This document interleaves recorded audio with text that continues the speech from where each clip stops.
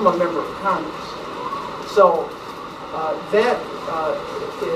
those are the traditions I'd like to actually share with this group. And the reason I asked if this is being taped, because there's just certain aspects of political strategy that I probably won't lay out right here, just in case it's disseminated outside. But for our community, I'd like to share with you certain things candidly, so that you don't have to go through the years of trial and error that I went through to be able to understand how to work effectively in the political process. I know my wife doesn't usually like for me to talk about it. All right, so let's do this. I'm going to start off now. Can I have everyone's attention? I'm going to stand. Let me give you the bottom line. Please turn off your cell phone, please, for a minute. Let me give you the essential line. If any of you are interested in being elected to public office here in this country, here's what I ask you to do. Close the door, please. Yeah. Thank you. Yes. Here's the nutshell of it. You must be American.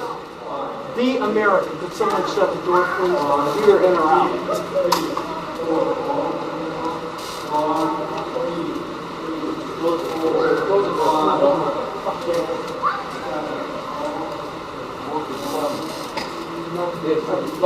All right. Now, to be American, this is absolutely critical. It doesn't mean that you change your dress, that you change your mannerisms, that you change your name, even though I did that to honor my mother as well as my father. Both of them were very important in terms of my development as a human being. Here's what it means. It means to truly, and this message is more for Bangladeshi Americans that are born in the United States, it means truly embracing your Bangladeshi heritage, your values. Because that's truly what this country is about. Let me just share with you this. And this became crystal clear to me when I visited my father's homeland, when I visited Gani Bazar a few years ago. You see, before that, I had the impression, like many Americans, that our country, that our people, that we were impoverished, that we were desperate people, that we didn't have resources. So I had this view of my father as this poor young man coming to America because this was his only chance to succeed. That was false. It was wrong.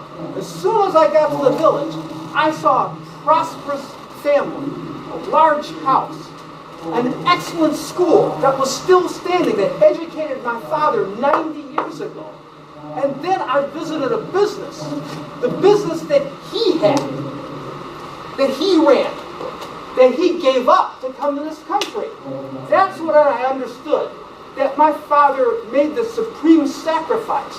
And that's why for decades, nearly 100 years, no one else from my family ever tried to come to the United States. He was on the ship. The first time it didn't work, but the second time, according to my mother, he was able to get into New York and then came through New York to this country. My father risked everything to come here. Think about what that mindset is. These gentlemen, Ghulam Shawardi, I know, he understands it. I talked to him last night about his own trek here to the United States. The risk of the unknown. This is very key. Those of us who are brought up in this country, we may understand the benefits here intellectually, but we haven't experienced it here.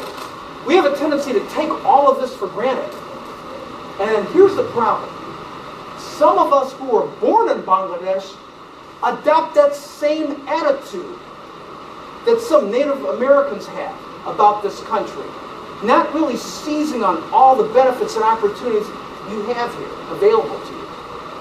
The true Bangladeshi, the one that understands the wealth that his country and that his culture provides, that's the person that truly understands the value of being here in America. Because that person risked giving up everything to come here. Now, how does that play? And I'm going to close right now, and then I'll want my other colleagues to talk about this. How does that play in winning an election? Let me just share with you this. Initially, when I got involved in politics, I was a fundraiser. So I thought that, raising money was everything. Even recently, just to share with you, even though I'm a freshman, I've been very successful in getting legislation passed through the Republican House. I've been able to overturn the decisions of the House Appropriations Committee on each of the two budgets that have been offered right now. My amendments, the Clarke Amendment, restored funding in Homeland Security, restored funding for agricultural and food and nutrition for young women, infant, and children. I did that. I offered that when I felt that the Republican majority was going in the wrong direction. Ultimately, the majority of the House agreed with me, and it prevailed. But because of that, my own parties now were asking me, well, Hansen Clarke, we need you to raise some money for us, for our party. So I was able to do that last week, but the focus was always on raising money and getting your message out, and then blaming your opponent. All right? So that's what my view of politics was. And I used that. I got elected state house easily the first time, but then I got defeated. And then I got defeated again. And then I was out of office, and I was considered a has-been in politics. It was only when I truly embraced who I was completely. And I will share with you, and I'll sit down. In 2006, my opponent, who was an incumbent state legislator, who was African American, and my state Senate district was virtually all African American. I had previously defeated the incumbent state senator to win that seat. My opponent made the #1 issue was that I was Bangladeshi and that I didn't deserve to represent that district. So he came directly at me. Now in the past, you know what I would do? I would deny who I was. Here's what I did. The next day he said that, I put on a quarter pajama, and I campaigned in that. I said, this is who I am.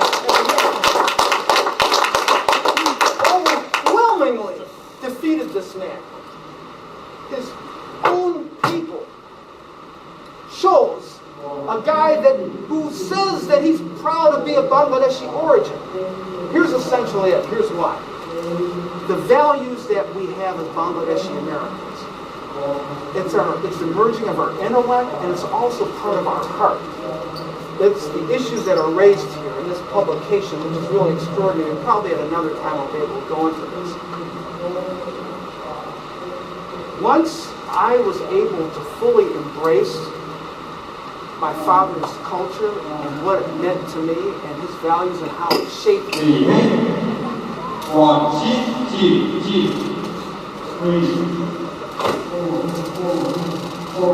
Once I did that, no other elected official was able to stop us. So that's essentially my focus. Don't worry about the money, endorsements, other politicians. Embrace who you are as Bangladeshi Americans. That way you can be of best service to the American people. You see, in this country it's this, and I'll close with this. To be very effective, at least in my view, I represent Metro Detroit where people need help. So my view of an elected official is one who is of service to others, not one who's of elevated status over others, as it may be, in Bangladesh. So, again, when you are clear on who you are as a Bangladeshi American, you really embrace that. The people will sense that. They'll choose you to be their representative, because here's what they want. They want an authentic person. They want a real person that will be able to represent them. And that's why these other gentlemen have been successful. The one area, though, that we are still lacking is in the area of diplomatic leadership that Ambassador Sadiq represents.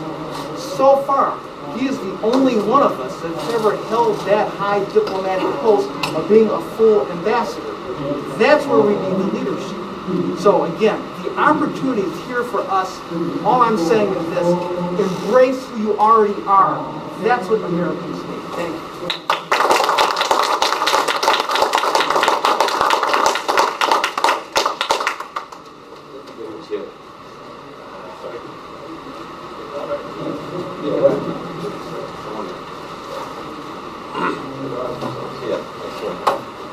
Grab a chair, please.